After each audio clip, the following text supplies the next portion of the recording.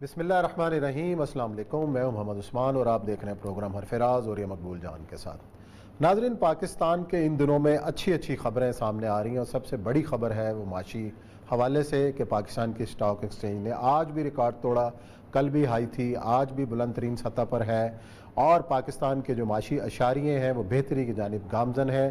इस बेहतरी का पाकिस्तानी आवाम को क्या मिलेगा, उसके समरात नीचे तक कब आएंगे और मौजूदा हुकूमत इस समरात से किस हद तक फ़ायदा उठा सकती है और आगे आके आसानियाँ हमारे और आपके दरमियान किस तरह तकसीम होती हैं, ये है हमारा पहला मौजू। और साथ ही एक अहम बात कि अक़वाम मुत्तहिदा की जनरल असम्बली के सदर आज पाकिस्तान में थे, उन्होंने बहुत ज़बरदस्त खिताब किया। कश्मीर के हवाले से उनका मौक़िफ़ क्या था, फ़लस्तीन के हवाले से उन्होंने क्या कहा, इसका होगा तज़किरा। और एक और जो सबसे बड़ी कल सालगिरह मनाई जा रही है वो है योम तकबीर। 28 मई 1998 जब पाकिस्तान एटमी क़ुव्वत बना, पाकिस्तान की एटमी क़ुव्वत नाक़ाबिल तस्ख़ीर दिफा की जानिब एक कदम था। इस पर भी करेंगे बात। बढ़ते हैं अपने पहले मौजू की जानिब। और ये सब गुफ्तगू शुरू करने से पहले मेरा ख्याल है हम मुज़म्मिल असलम साहब को भी जो है वो खुश आमदीद कहेंगे शो के अंदर, उनसे भी पूछेंगे। लेकिन जो आज की खबर है मेरे पास सामने पड़ी हुई है, स्टॉक एक्सचेंज जो है आज मुसलसल कारोबार के चौथे रोज़ भी बुलंद तरीन सतह पे था, कल भी उसने रिकॉर्ड कायम किया। ये अचानक हफ्ते 10 दिन 15 दिन में अच्छी अच्छी खबरें आनी शुरू हुई हैं। ये कोरोना के दौर में भी जैसे कि पूरी दुनिया जो है वो डाउनवर्ड है माशी वाले से, पाकिस्तान के ऊपर अल्लाह का खास करम भी रहा है, कोरोना के वाले से भी रहा है, लेकिन जो माशी वाले से अच्छी खबरें मैशियत के मैदान में आ रही हैं, उसकी क्या दो तीन चीज़ें बड़ी अहम हैं जो पहले भी हम उस वक्त कहते थे जब इन्होंने ख़ास तौर पे यूरोपियन यूनियन के साथ कहा था कि वो हमारी नाकाबंदी कर देंगे, या अगर हमने उनके सफ़ीर को भेज दिया, मैं ये कहता था कि इस वक्त तो नाकाबंदी कर नहीं सकते। सही। उसकी वजह यह है कि पाकिस्तान उन चंद एक मुल्कों में से है कि जो टेक्सटाइल एक्सपोर्ट करता है और उसके इर्द गिर्द जितने भी मुल्क हैं वो कोरोना का इस पूरी तरह शिकार हो चुके हैं कि आप अगर सप्लाई ना करेंगे तो उनकी कारोबार बंद हो जाएंगे और बिल्कुल मुकम्मल तौर पर बैठ जाएगा। कोई नहीं दुकानदार चाहता कि उसके घर सप्लाई बंद हो जाए, क्योंकि ज़्यादा बात है उसको डिमांड हो रहती है, उस डिमांड के हिसाब से चलता है। तो इसलिए पाकिस्तान एक वक्त जो है GS+ हो या ना हो, पाकिस्तान यूरोपीय यूनियन की मजबूरी बन गया हो। पाकिस्तान पे कोरोना के हिसाब से भी बहुत बड़ा करम है अल्लाह ताला का कि आप देखें कमिटी ऑफ नेशंस में आप कहीं 35वें नंबर पे आते हैं और वो मुल्क हैं जिनके अंदर बस बाकी ठीक है हर चीज़, उसके बावजूद भी बद एहतियाती भी हो कुछ हो, कोरोना की वैक्सीन भी कम मिले, हम एहतियात कुछ भी ना करें। आपने देखा होगा कोई एहतियात का आलम ही नहीं है। वही वह हालत है जो हमारा एक दोस्त तंजानिया में गया था शिकार करने, कहते वहाँ किसी को पता भी नहीं। अगर आप आज ये मास्क वगैरह बंद कर दें, टीवी के एडवर्टाइजमेंट बंद कर दें, तो बिल्कुल किसी को पता भी नहीं चलेगा कि पाकिस्तान में कोरोना है या नहीं। जिसकी मौत वाक़या होती है, अब तो खैर अल्लाह का लाख लाख शुक्र है कि गुज़श्ता तकरीबन 1 महीने 1.5 महीने से वो खबरें भी आनी बहुत कम हो गई हैं कि जो कभी रोज़ रोज़ आया करती थी फ़लाँ फौत हो गया, फ़लाँ फौत हो गया। तो ये अल्लाह ताला का कोई ख़ास करम होता है, कोई एक किसी की दुआ होती है, कोई जो लगती है, कोई नेक लोग होते हैं इस किसी जगह पे। रसूल अकरम सल्लल्लाहु अलैहि वसल्लम की एक बड़ी खूबसूरत हदीस है। आप सल्लल्लाहु अलैहि वसल्लम ने फरमाया कि अल्लाह ताला इस दुनिया में 40 लोग ऐसे रखता है अपने कि जो सैयदना इब्राहीम अलैहिस्सलाम की सुन्नत पे होते हैं और उनको ये मर्तबा उनके लोगों के साथ ताल्लुकात की बुनियाद पे लोगों के साथ उनकी हमदर्दी उनसे जिसको अमल साले कहते हैं। इबादत से जो है वो मर्तबे बुलंद नहीं होते, अमल साले से मर्तबे बुलंद होते हैं। इबादत के बल्ले में तो बड़ी सख्त हदीस है, मैं सुनाता हूँ उसको आपको। और वो उन वजह से बारिशें बरसती हैं, उन्हीं की वजह से आपके ऊपर कहत और बीमारियां दूर होती हैं और उनकी दुआओं से अल्लाह ताला जो है फजलो करम करता है। जबकि 7 लोग ऐसे होते हैं जैसे नूह अलैहिस्सलाम की कौम के उसके ऊपर होते हैं मिजाज के, वो गुस्से में वाली सूरत में अचानक आ जाते हैं, लेकिन उनका भी दुनिया में ताल्लुक बड़ा अच्छा होता है। तो अचानक देखते हैं कि लोगों के साथ बहुत बुरा सलूक करते हैं, तो अचानक वो कहते हैं मिनल काफिरीन दय्यारा वाले, तो फिर आप पे अल्लाह ताला का गज़ब नाज़िल होता है। तो किसी की दुआ होगी, कोई बंदा होगा यकीनन, और खान साहब को इस पर अल्लाह का शुक्र अदा करना चाहिए। हमने पहले भी कहा था, मेरा जो ये जो मीशत की बहाली हुई है ना, ये 2-3 सालों की इस सारी एफर्ट्स हो ना हो, अगरचे के लोग कहते हैं एफर्ट्स नहीं है, मैं कहता हूँ कि 2 चीज़ें ऐसी हैं जो किसी भी जगह पे आपको आगे ले जाती हैं। इन कॉन्फिडेंस को भी बाज़ दफ़ा छुपा लेती हैं अगर आप खुलूस नीयत और ईमानदारी, ये 2 बड़े इंपॉर्टेंट एसेट्स हैं।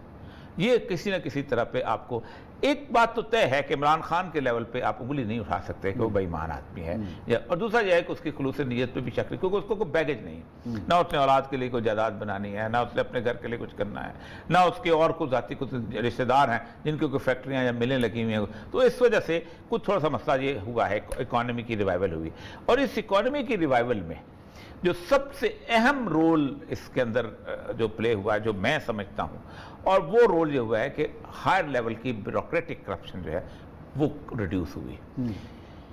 मैं अक्सर औकात लोग कहते हैं कि ब्यूरोक्रेट्स हाथ नहीं लगाते काम करने को, तो उसका एक फायदा ये भी होता है कि अगर वो हाथ नहीं लगाते तो कम से कम करप्शन नहीं हो रही होती, करप्शन नहीं हो रही, ये फाइलें रुकी हुई हैं तो पहिए नहीं लगे हुए, पहिए नहीं लगे, तो करप्शन कम से कम नहीं हो रही, फाइलें रुकी, काम नहीं हो रहा।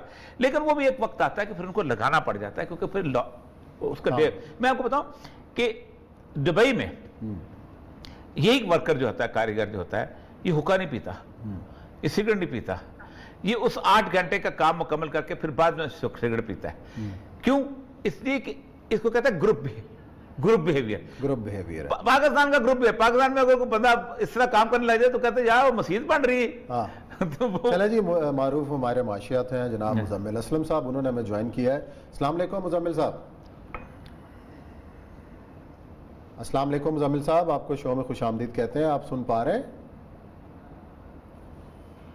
जी अब आप आ रहे हैं? हाँ जी आ रही। अच्छा, दोबारा जरा मिलाते करें, उनको मिला लें। मेरा ख्याल है कि ऑडियो का मसला आया हुआ है कि जिसकी वजह से वो नहीं सुन पा रहे। अच्छा, अब जो मैं एनफसेज कर रहा हूँ, और मुझे लग रहा है कि ये, क्योंकि बजट मेकिंग के अंदर दोस्त भी हैं सारे मेरे, तो खैर कलीग भी रहे हुए हैं, कि हमेशा महंगाई का मुकाबला 2 तरीके से किया जाता है। एक तो होता है कि आप फौरी तौर पर कोई कानून नाफज करते हैं, ये करते हैं, उसमें फिर खराबी हो जाती है। उसके मुकाबले में होता है आप पे रेज कर देते हैं। सही है। तो मुझे लगता यह है कि अब इसके पास, गवर्नमेंट के पास इतना कुशन आ गया है कि पैसे बढ़ा देंगे, अब हैंडसम पे बढ़ेगी। मुझे जहां तक पता चल रहा है हैंडसम पे बढ़ेगी। वो हैंडसम पे जो है ना, होता यह है कि अब देखें, अगर इस वक्त आपका 80 लाख 90 लाख का जो सरकारी उसका हुजम है ना, होता क्या है, वो सरकारी मुलाजिम जो है ना, वो पे घर लेके नहीं जाता। वो 80 लाख में अगर 8 लाख आप घराना है, 10 को लगा ले एवरेज, तो 8 लाख वो घी के डब्बे खरीदेगा तो फैक्ट्रीज पे जाएंगे, 8 लाख चीनी की बोरियां खरीदेगा, 8 लाख चाय की पत्ती खरीदेगा, 8 जूते की पॉलिश खरीदेगा, 8 लाख, तो वो उसके साथ वो पहिया चलना शुरू हो जाता है। तो वो पे रेज जब होगी तो उसकी परचेजिंग पावर बढ़ेगी। जब वो परचेजिंग पावर बढ़ेगी तो फिर उसके बाद मार्केट के अंदर वो फिर ऑटोमेटिकली डिमांड सप्लाई के रेशियो के अंदर कीमतें जो हैं वो गिरना, या अगर ना भी गिरो वो उतना पेन महसूस नहीं करते। आपकी तनख्वाह अगर ज्यादा हो जाए तो आपको चीज महंगी नहीं लगती। तो मेरा ख्याल यह है कि शौकत तरीन को लाने का बुनियादी मकसद ये है। लेकिन ये एक शौकत तरीन साहब ने महीने में क्या चमत्कार कर दिया कि नहीं हो मुजम्मिल आगे। जी मुजम्मिल साहब, आपको खुशामदीद कहते हैं शो में, आप सुन पा रहे हैं? हेलो, ऑडियो पे ले लो अगर नहीं हो रहा यार। हेलो,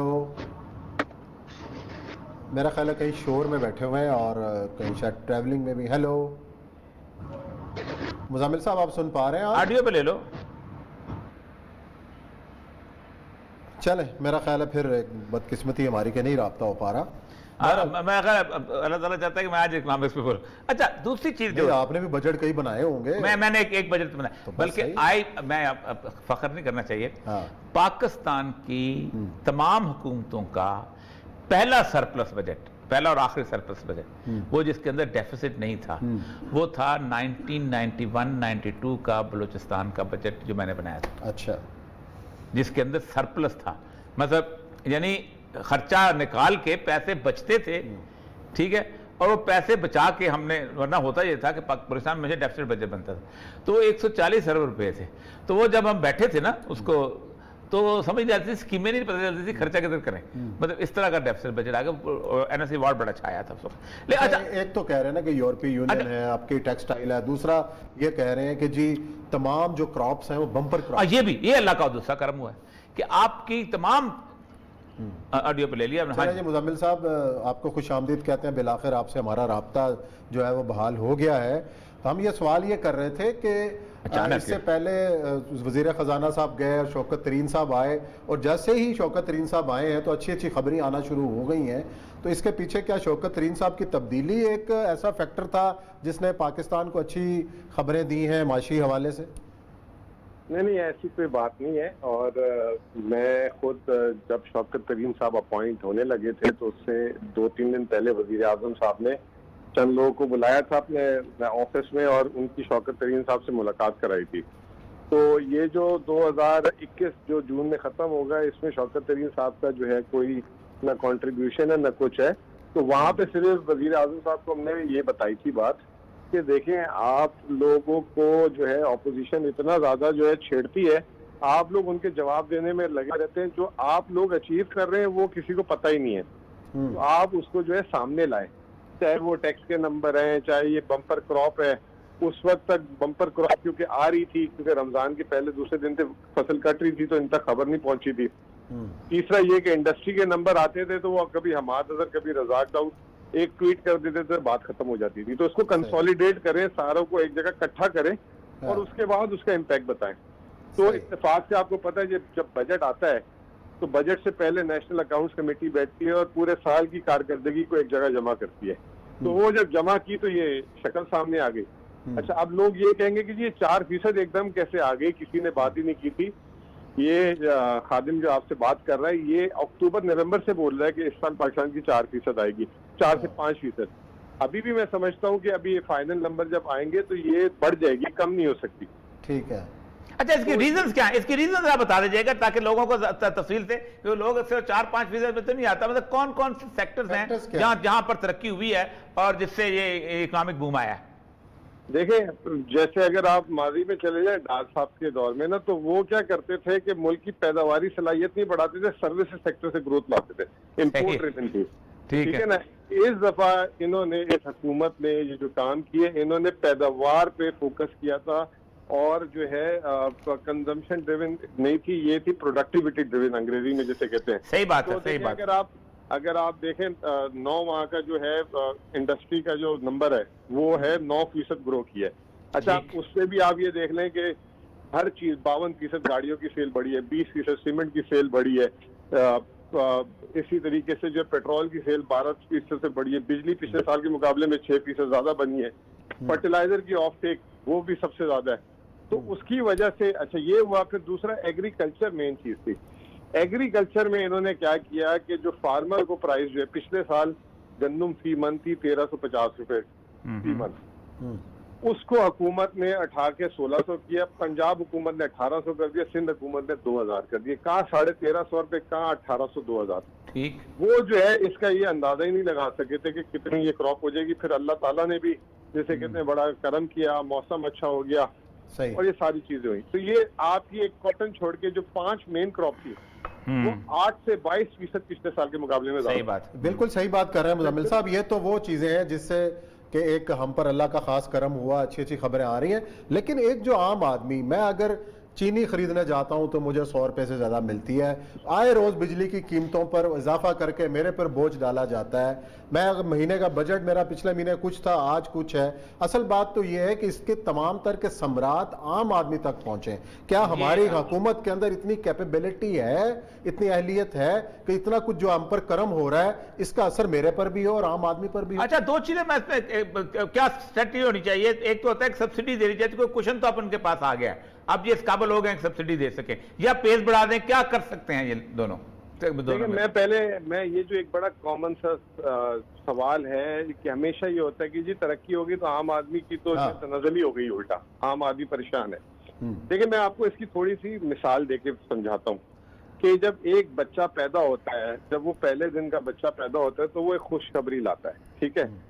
और वो जो है इसका मतलब ये नहीं है कि यह बच्चा पैदा हो गया है तो ये जो एकदम भागने लग जाएगा, दौड़ने लग जाएगा और माँ बाप को कमा के दे देगा। उसमें अल्लाह ताला ताकत डालते हैं। साल पहले वो रेंगता है, फिर उठता है, फिर बैठता है और फिर चलता है और फिर भागता है और फिर माशाल्लाह बड़ा हो जाता है।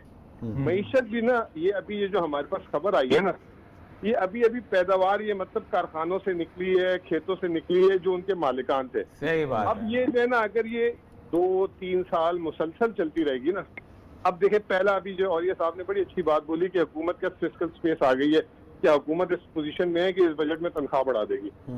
देखिए, हुकूमत इस बजट में इससे पहले ही आपको पता है इस्लामाबाद में पिछले दिनों बलवा डला था तो इन्होंने 25% इनकी तनख्वाह बढ़ा दी थी।